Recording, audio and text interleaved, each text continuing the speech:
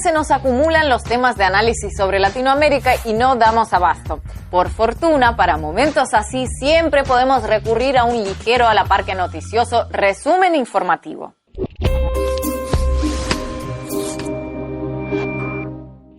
A Facebook le preocupa la existencia de cuentas automatizadas o perfiles falsos que operan en su red para influir en la política interna de los países.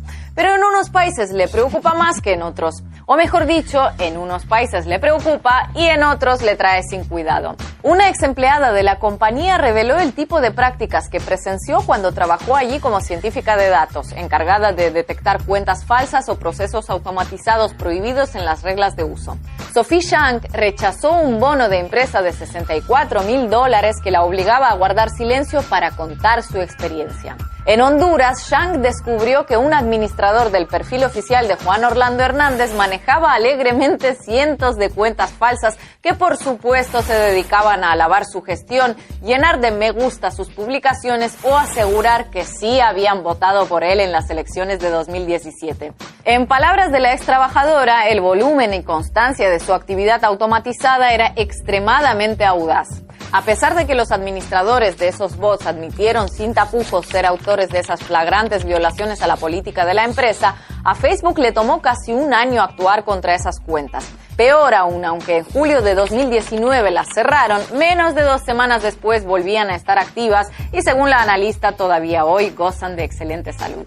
Pero donde peor se siente Shank no es donde actuó y no se hizo nada, sino donde no actuó en absoluto, porque se siente personalmente culpable.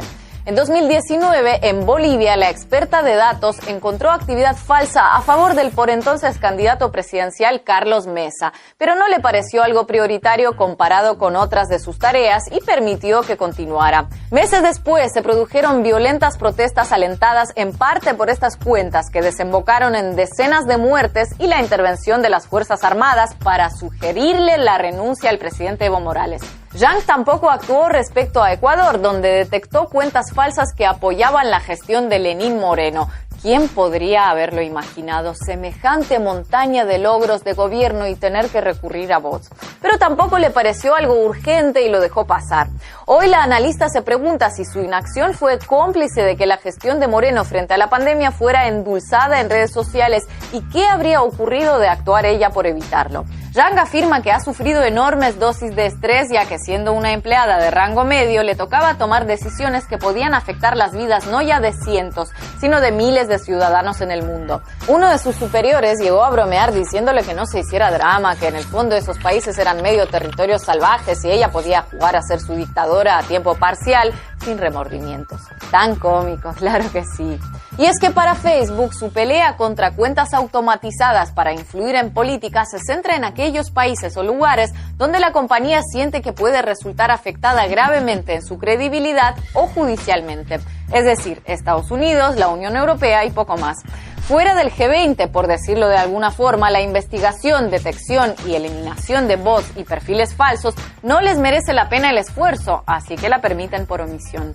Así que si viven en algunos de esos países que Facebook considera territorios salvajes y creen estar presenciando actividad bot en redes, pueden estar bastante seguros de que probablemente lo sea y de que lo seguirá siendo. Por lo visto, últimamente existen varias maneras de llegar a la presidencia del Perú, excepto postularse a presidente y ganar las elecciones.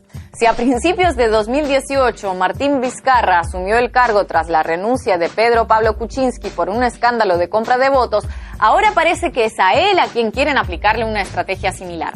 Vizcarra está siendo investigado por unos audios referentes a la contratación de un músico por parte del Ministerio de Cultura para que diera una serie de charlas a cambio de $50,000.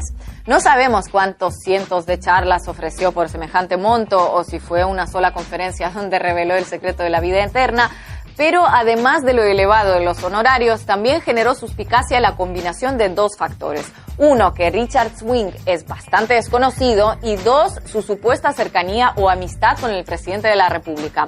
Lo primero es un hecho, cuenten las visualizaciones de sus videos en internet si los encuentran. Y lo segundo no era fácil ni de demostrar ni de desmentir. Pero cuando parecía que el caso no llegaría mucho más lejos que la carrera musical de Richard Swing, se revelaron unos audios en los que Martín Vizcarra conversaba con dos de sus colaboradoras más cercanas sobre el caso. Según los partidarios del presidente, la conversación no tiene nada de ilegal y todo este ruido es una conspiración dirigida por el presidente del Congreso. Según sus adversarios, los audios revelan un esfuerzo por maquillar las visitas que el cantante había realizado al Palacio de Gobierno para así desvincularlo del presidente. La renuncia de una de las personas que participaron en la grabación y la destitución de la otra, asistente personal de Vizcarra, avivaron el fuego político y mediático. No es la primera vez que intentan destituir a Vizcarra desde el Congreso. En septiembre de 2019 se produjo allí una votación sin quórum en la que Vizcarra fue cesado. Mercedes Araoz, por entonces vicepresidenta, fue proclamada presidenta del Perú por un número insuficiente de congresistas. Como de todas formas a Araoz a nivel institucional e internacional se le prestó la misma atención que si la hubieran proclamado heredera del Inca Pachacútec, al día siguiente renunció a sus dos cargos, el real y el imaginario. Así, su aspiración de convertirse en una versión femenina de Juan Guaidó quedó rápidamente frustrada, algo que por cierto lograría Yanine Áñez pocas semanas después en Bolivia. Pero lo que rescatamos de todo esto, más allá de si Richard Swing es amigo o no del presidente, si como conferencista destaca más que como músico o ninguna de las dos, es cómo este caso simboliza la perpetua inestabilidad política peruana. Inestabilidad en el Congreso, donde coexisten 9 partidos, pero ninguno de ellos superó el 10% de los votos en las últimas elecciones y el más votado solo tiene el apoyo de 1 de cada 16 peruanos. Inestabilidad en la que un presidente que no fue electo presidente podría ser sustituido por alguien que tampoco fue electo presidente. Si de todo este caos mañana alguien sale diciendo que el presidente legítimo es el mismísimo Richard Swing, no estoy segura de que me sorprendería mucho.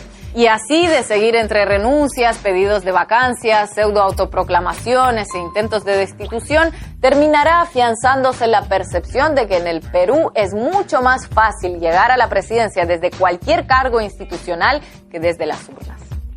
Mauricio Macri está de regreso, y no me refiero de regreso a la Argentina después de unas vacaciones en París, aunque también. El expresidente escribió una carta pública en la que, sin mencionarlo expresamente, parece querer dejar claro que de nuevo está listo para la primera línea de... Hola amigos. A ver si me ayudáis a verificar si en alguna falsimedia occidental se ha dado esta noticia. Lo cerca que el mundo ha estado el lunes 14 de septiembre de 2020 de volar por los aires. Aquí en España, ni la prensa escrita ni la televisión se ha hecho eco de la noticia, al menos que yo haya visto. Vamos, que ni en los periódicos de la ciudad de Rota, donde caerá el primer misil en el momento que se declare la Tercera Guerra Mundial. ¿Por qué esta desinformación? Es que las ciudadanías occidentales, ¿de verdad que no son conscientes de lo que se cierne sobre nuestras cabezas? Pues os cuento la noticia tal como la recoge entre otros el periódico ruso El Reportero. El 14 de septiembre de 2020, Sochi acogió una reunión entre el presidente ruso Vladimir Putin y el líder bielorruso Alexander Lukashenko. Mientras los líderes de los países estaban negociando, había 3 bombarderos B-52H Stratofortress de la Fuerza Aérea de los Estados Unidos volando desde la base aérea de Fairford en Gran Bretaña en los cielos sobre el Mar Negro. El B-52H fue apoyado por 3 aviones Cisterna KF-135 Stratotanker, y el reconocimiento y la designación de objetivos fueron realizados por aviones Sentinel R.1, de la Fuerza Aérea Británica. 2 tanques de abastecimiento en vuelo MC-130J del Comando 2, de la Fuerza Aérea de los Estados Unidos también se acercaron a la región por si se necesitase reabastecimiento aéreo, pero su tarea principal es proporcionar y evacuar a las fuerzas especiales. Este sospechoso movimiento en tiempos de paz, inmediatamente fue interpretado por Moscú como una posible amenaza para el presidente de la Federación Rusa Vladimir Putin, que volaba hacia Sochi, al igual que el avión del presidente bielorruso, Lukashenko. Por lo que el ejército ruso inmediatamente posicionó 2 cisnes blancos sobre Inglaterra y Noruega. Ya que los bombarderos estratégicos rusos están en el aire en distintas zonas las 24 horas. Los Tu-160 rusos apuntaron a Londres en respuesta a la aparición de los B-52 en el Mar Negro. De hecho, la OTAN desarrolló una operación especial real sobre el Mar Negro, que representó una amenaza para la persona del presidente de Rusia, así como para su colega de Bielorrusia. Cada F-52H Stratofortress está armado con 2 docenas de misiles de crucero, o la misma cantidad de bombas aéreas guiadas pesadas capaces de lanzar ataques fuera de las aguas territoriales de la Federación Rusa. En teoría, los estadounidenses podrían haber dado un paso abiertamente loco y tratar de destruir a los principales líderes de la Federación de Rusia y la República de Bielorrusia con un golpe masivo. Está claro que este es un escenario de las muchas fantasías de la OTAN, pero el mismo hecho de realizar tales ejercicios de aviación de la OTAN cerca de la ubicación del presidente ruso da que pensar. ¿Qué ocurrirá el día en que no se interprete como un ejercicio? ¿O algún piloto cometa un fallo humano? Porque según cuentan los blogueros rusos, los pilotos de los cisnes blancos tenían el dedo en el gatillo. Es muy significativo que mientras los B-52H Stratofortress estadounidenses estaban sobre el Mar Negro, 2 cisnes blancos Tu-160 de las Fuerzas Aeroespaciales Rusas con los distintivos 99.111 y 99.112, así como el avión de apoyo con la placa 99.113, que funcionaba como un relé de comunicación, estaban sobrevolando las aguas de los mares de Barents y Noruega, y entraron en el espacio aéreo del Atlántico Norte.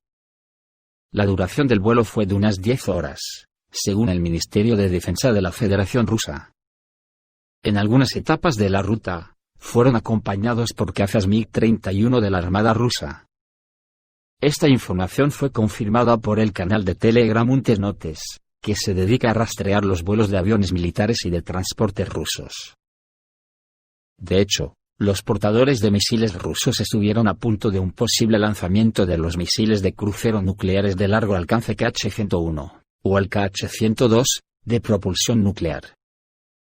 Muchos se preguntarán ¿y por qué borraría del mapa en primer lugar a Londres? Siendo aviones estadounidenses los posibles agresores. Pues esto viene de muy viejo, porque hace ya muchísimos años, el imperio anglosajón es considerado por Rusia como su mayor y principal enemigo geoestratégico. Y al parecer en la doctrina de respuesta nuclear, Londres está en primer lugar. Moscú ha demostrado que en caso de una amenaza real para la vida de la persona del presidente de la Federación, está lista para borrar Londres de la faz de la Tierra, junto con la ciudad local que alberga a la familia real.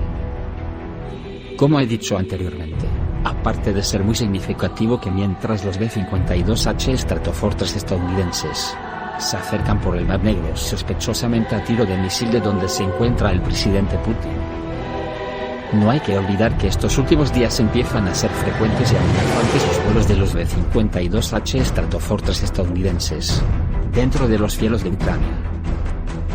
Por lo que se actualiza la noticia del vídeo de hace unos días cuando dije que Estados Unidos había tomado el mando efectivo del ejército ucraniano, y tal como se decía en el vídeo. En Ucrania